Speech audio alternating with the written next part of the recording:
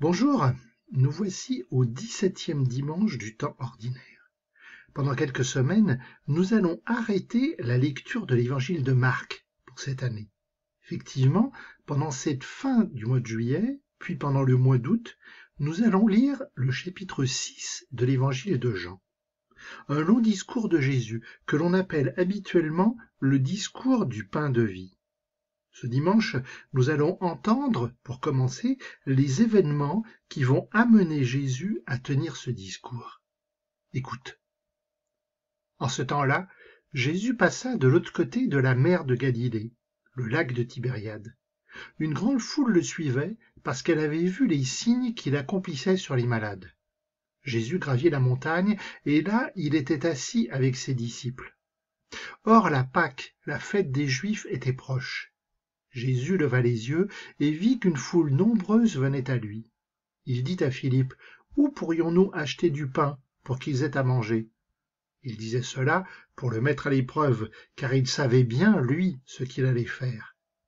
Philippe lui répondit, « Le salaire de 200 journées ne suffirait pas pour que chacun reçoive un peu de pain. » Alors tu as fait attention?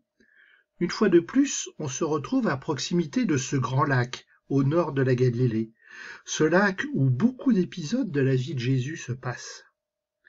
Et comme la semaine dernière, dans l'évangile de Marc, la foule suit Jésus, car elle sent qu'elle a besoin de lui, de sa parole, de son enseignement. Et comme bien souvent dans ce type de circonstances, Jésus monte en hauteur. D'abord, c'est bien évidemment une façon de pouvoir être vu du plus grand nombre de personnes, mais aussi et surtout parce que monter en hauteur, c'est se rapprocher de Dieu. La montagne, c'est le lieu de la rencontre. Tu te rappelles par exemple que Moïse a reçu les 10 paroles en haut d'une montagne. Et à ce propos, Jean signale que l'on est proche de la fête de la Pâque. Chez les Juifs, la Pâque, c'est justement la fête du don des 10 paroles. Donc si Jean nous le précise, c'est qu'il doit très certainement y avoir un lien avec ce qui va se passer. Alors bien sûr, dans un endroit désert, avec une grande foule, la question qui se pose pour les organisateurs, c'est comment on va les faire manger? Question innocente de Jésus, comment on va faire? Réponse de Philippe, le disciple qui a été interrogé, on peut rien faire, on n'a pas assez d'argent pour acheter du pain. La situation semble bloquée. Que va-t-il se passer? Un de ses disciples, André, le frère de Simon-Pierre, lui dit, « Il y a là un jeune garçon qui a 5 pains d'orge et 2 poissons. Mais qu'est-ce que cela pour tant de monde ?» Jésus dit, « Faites asseoir les gens. » Il y avait beaucoup d'herbe à cet endroit. Ils s'assirent donc au nombre d'environ 5000 hommes. Alors Jésus prit les pains, et après avoir rendu grâce, il les distribua aux convives. Il leur donna aussi du poisson, autant qu'ils en voulaient. Quand ils eurent mangé à leur faim, il dit à ses disciples, « Rassemblez les morceaux en surplus, pour que rien ne se perde. » Ils les rassemblèrent, et ils remplirent 12 paniers avec les morceaux des 5 pains d'orge restés en surplus pour ceux qui prenaient cette nourriture. Alors si tu as bien fait attention, la solution, elle vient d'abord des personnes présentes. Jésus ne peut rien faire si nous ne commençons pas d'abord par nous relever les manches et nous mettre au boulot. Alors le problème, c'est que ce qui est disponible, c'est bien peu. 5 pains, 2 poissons, on va pas pouvoir nourrir grand monde. Alors première chose déjà, Jésus commence à installer la foule. Et tel que cela est dit, moi je pense que ce n'est pas innocent. Car indirectement, Jean est en train de citer un psaume du Premier Testament. Un psaume que tu connais peut-être, un psaume qui dit « Le Seigneur est mon berger, je ne manque de rien, sur des prés d'herbes fraîches, il me fait reposer. » Ainsi, Jésus est en train de montrer à la foule que le berger, c'est lui. Or, dans le Premier Testament, l'image de berger, c'est justement pour parler de Dieu. Alors ensuite, les gestes de Jésus Ce sont des gestes que nous connaissons bien. Ce sont ceux qu'il va faire lors du dernier repas avec ses disciples. Jésus montre qu'il se donne lui-même comme pain. Et ce pain suffit à nourrir tout le monde. Jean nous dit 5000 hommes. Mais il faut bien évidemment ajouter les femmes, les enfants. À l'époque, on ne les comptait pas lorsqu'on recensait le nombre de personnes dans une foule. Et en plus, il y a des restes. Il ne faut pas gaspiller, parce que cette nourriture, elle est importante. Donc il faut récupérer. 12 paniers.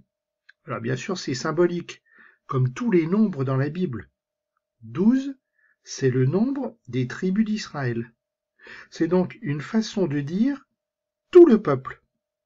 Jésus nourrit non seulement ceux qui sont présents ce jour-là, mais il nourrit aussi tout le peuple. Et à travers le peuple juif, il nourrit tous les peuples, l'humanité entière. Jésus est nourriture pour l'ensemble de l'humanité.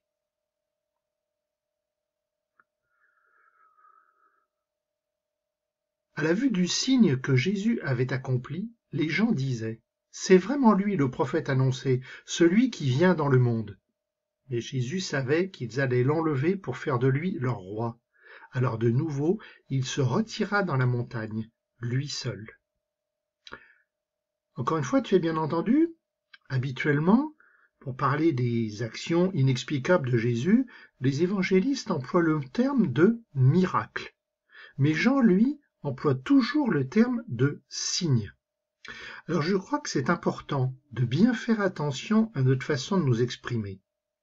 Lorsqu'on dit que Jésus fait un miracle, on dit qu'il fait quelque chose de mystérieux, d'inexplicable. Et du coup, le risque, c'est qu'on s'arrête à la question « mais comment fait-il » Et c'est d'ailleurs un peu ce que dit la foule qui a été présente. Au contraire, un signe, ça a une signification. Donc, quand on dit que Jésus accomplit un signe, parce qu'on ne dit jamais qu'il fait un signe, on dit que Jésus réalise quelque chose en lien avec Dieu. Et la question qui surgit à ce moment-là, ce n'est pas comment il fait, mais pourquoi il fait. Ici, Jésus a donné à manger à la foule, dans un étroit désert. Et ça, bien évidemment, ça rappelle, bien sûr, Dieu qui a nourri les Hébreux dans le désert après leur sortie d'Égypte.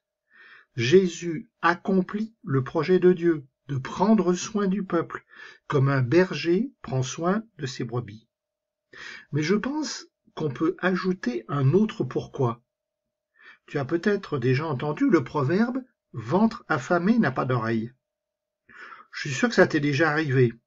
L'heure du repas approche, tu as faim et tu es tellement pressé de manger que du coup tu n'écoutes plus personne. Et bien pour la foule c'est pareil. Pour qu'elle puisse bien entendre ce que Jésus veut dire, il faut déjà qu'elle ait l'estomac bien calé, bien plein. Maintenant c'est fait. Jésus va pouvoir enseigner. Et surtout, il va falloir qu'il enseigne de façon à ce que la foule ne se trompe pas. Et c'est pour ça que Jésus, dans un premier temps, doit se retirer à l'écart. Ce que Jésus va enseigner, eh bien, c'est ce que nous entendrons dans les dimanches qui vont suivre. Jésus, je veux te remercier pour le grand mystère de ton corps présent dans le pain et le vin. Ma tête ne comprend pas tout, mais mon cœur sait que tu es présent. Je te remercie d'être là pour nous. Jésus, tu es si plein d'amour pour nous que tu es mort sur la croix pour nous sauver. Je veux m'abandonner au grand bonheur que tu veux me donner. Merci Jésus. Amen.